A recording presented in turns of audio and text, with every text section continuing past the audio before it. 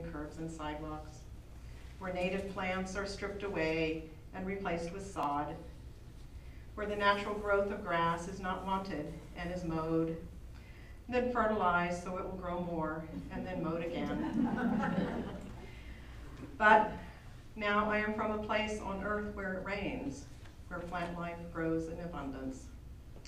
And so I am a gardener who can't live without playing in the dirt, who grows and learns with the cycles of life, who tunes my craft closer to nature with every season, who echoes the life of my ancestors.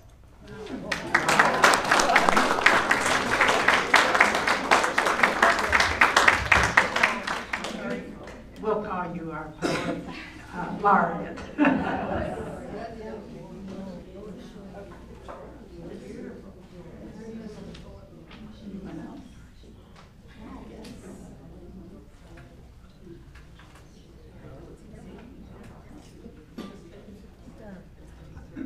This isn't quite as inspiring as yours, but I was thinking about the difference between today's nuclear family and my grandparents. My grandparents on my dad's side, they had 17 children, 4 girls and the rest boys.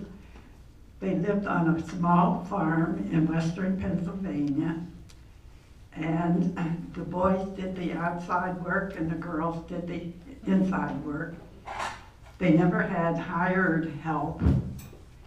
They, what I remember in visiting them was they had a long table in the dining room where all the meals were served, and it always had a white tablecloth, white linen tablecloth on it. And at the end of each meal, one of the daughters would go along with one of those things that's like a little tray. What's it called? And anyhow, get all the crumbs off the table. And at the end of the meal, they would immediately start cooking for the next meal, because they didn't have Wheaties with bananas on it and that kind of thing. So, okay, I'm through. Anybody else? I have one, just a brief one. Okay. Okay.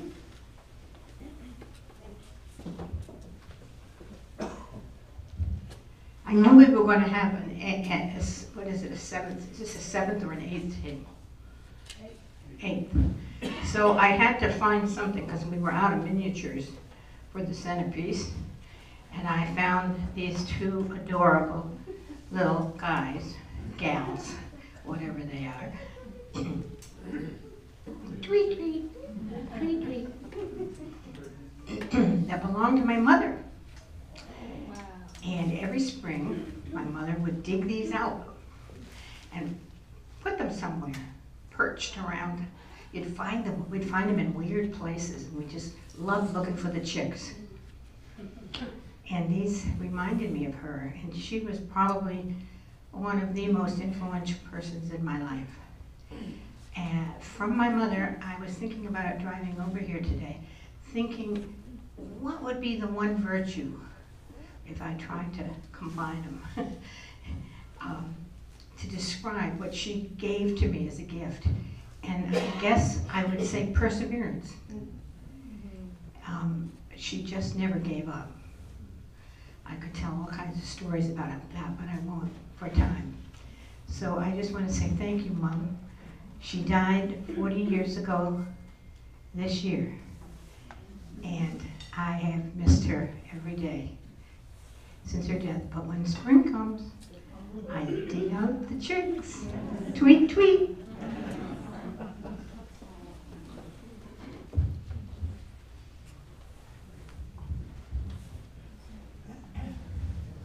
I think that the people who most influenced me are probably my 3 grandparents.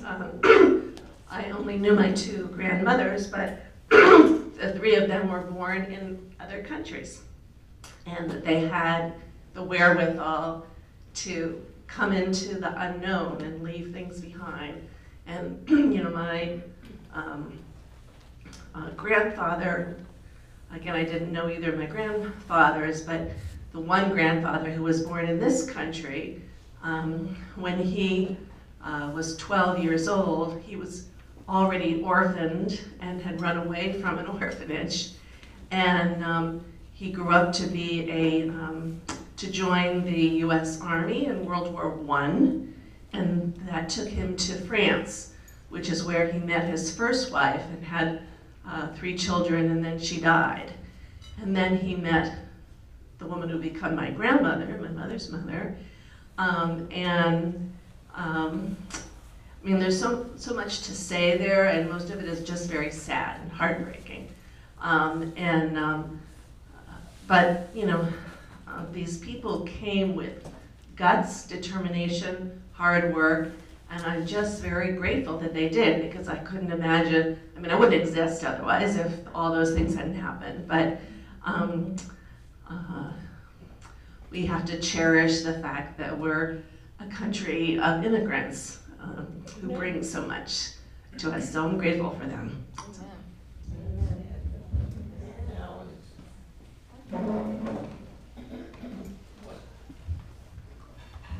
So I grew up in a fairly chaotic house, not awful, but chaotic. And I spent a lot of time with my maternal grandparents because they babysat and they were there. My grandfather was English and left on his own at 15 and came and managed to get into the railroad. And my grandmother was the first, she was the last of 14 or 15 kids, but the first one born here, of an Irish father and an English mother. And so their house was just like Europe. I mean, when I went to England the first time and went into like my relative's house, it was like going to my grandma's house. We got up at a certain, you did everything by a rhythm. You got up at a certain time, you swept the floor a certain time, you cleaned the springs on the bed. Well, my mother found that horribly and torturously oppressive, and I found it rewarding. And they also, like, breakfast was porridge one day and cream of wheat the next day and eggs on the weekend. It was just a very orderly house, and she taught me to sew, and she taught me everything that you're supposed to learn if you're a girl.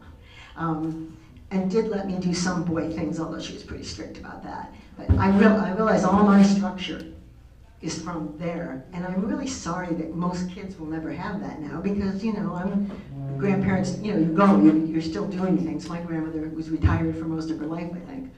So it was very cool to have it.